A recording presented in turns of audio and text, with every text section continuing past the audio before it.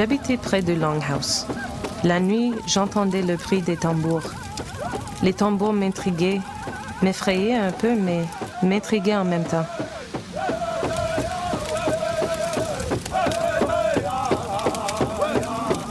Petite fille à Kanesatake au Québec, Hélène Gabriel écoute les histoires de sa grand-mère à propos des terres volées aux Indiens. Gabriel appartient à une génération qui essaiera de récupérer ces terres. Les Indiens de tout le pays revendiqueront leurs droits.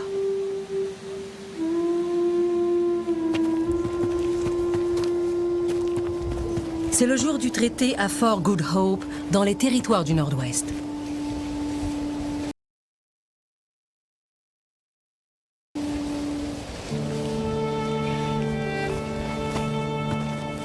Les gens font la file pour toucher leur argent, selon les termes du traité de 1921.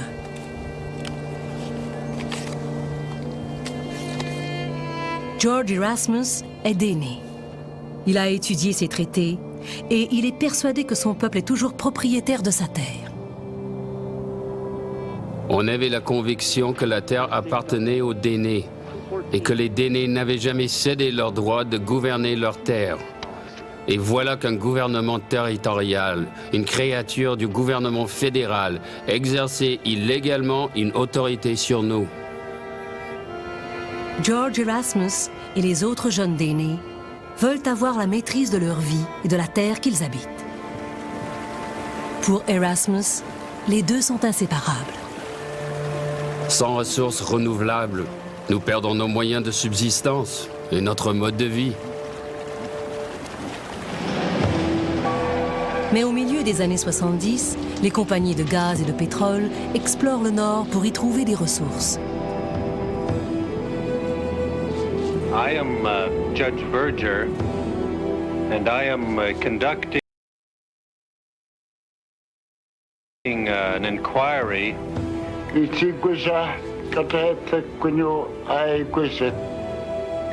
Le projet d'oléoduc le long du fleuve Mackenzie menace le mode de vie de cette bande d'aînés et des Inuits.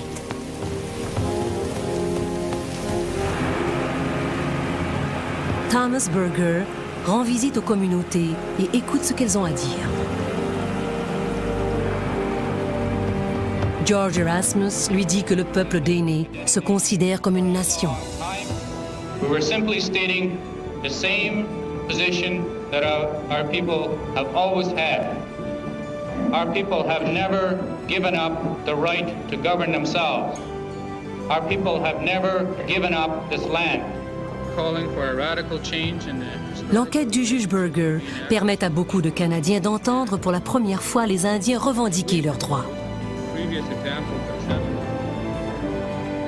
Au printemps 1977, Berger fait ses recommandations. It is my conviction that the social impact on the native people will be devastating. I think the economic benefits to Northerners generally will be limited. Les Dénés ont appris qu'ils pouvaient être à nouveau des acteurs dans leur propre histoire. Au cours des années 70 et 80, les communautés indiennes développent une nouvelle confiance en elles.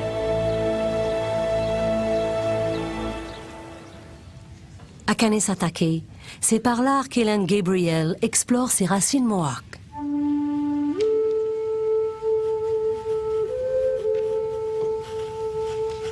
Au début de la vingtaine, il m'est apparu important de refléter ma culture, mon identité.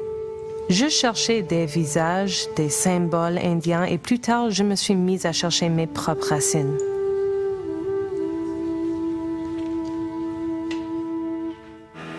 À Red Sucker Lake, au Manitoba, le chef Elijah Harper appartient à cette nouvelle élite autochtone qui a étudié à l'université. Il choisit d'aider sa communauté en s'engageant dans l'arène politique.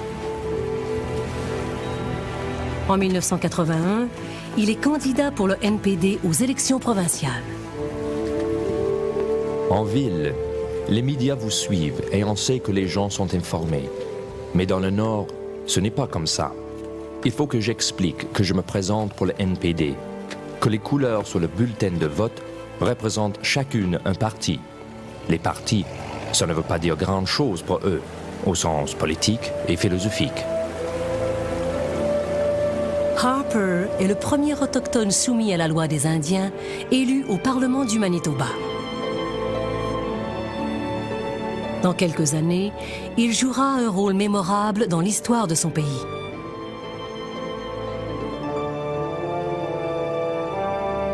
We are not extremists. Au cours des années 80, les leaders autochtones discutent avec le gouvernement de leurs revendications territoriales et d'autonomie gouvernementale. The reality has been that we have not been recognized in one shape. George Erasmus représente les Dene. Mais 3 conférences des premiers ministres donnent peu de résultats. Maintenant à la tête de l'Assemblée des Premières Nations, Erasmus lance cet avertissement. We say, Canada, if you do not deal with this generation of leaders and seek peaceful solutions, then we cannot promise that you are going to like the kind of violent political action that we can just about guarantee the next generation is going to bring to you.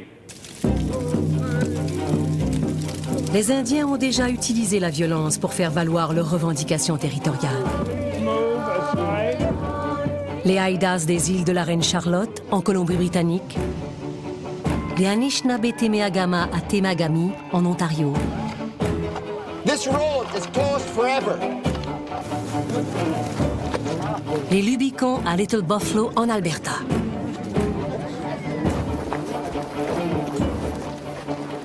Mais l'affrontement le plus dramatique a lieu près d'Oka, au nord de Montréal.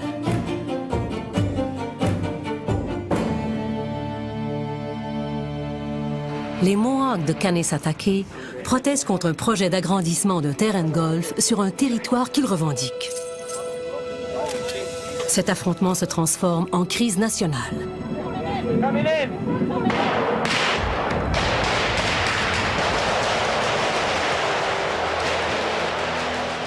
Un policier est tué. Les Canadiens assistent à la confrontation directe entre les soldats et les combattants armés de la Société des Warriors.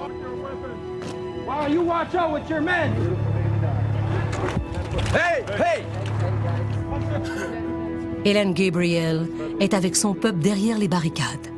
Elle devient leur porte-parole. Malheureusement, pour le gouvernement du Québec et Canada, la Sûreté du Québec... Je pense que les peuples autochtones s'identifient énormément à ce qui se passe ici. Ils se disent, oui, ça nous est arrivé aussi. C'était peut-être pas aussi terrible, mais cette douleur-là, on la connaît. À Ottawa, George Erasmus refuse de condamner les Mohawks de Kanesatake. And we never want to see the army used on our people ever again. Après 78 jours de tension, la crise prend fin. Mais pas la colère et la frustration chez les peuples autochtones. En 10 ans, seulement quelques revendications territoriales font l'objet d'ententes, sur des centaines. D'autres voix se font entendre pour avertir que les questions autochtones doivent être réglées. Sinon, les gouvernements au Canada auront à en payer le prix.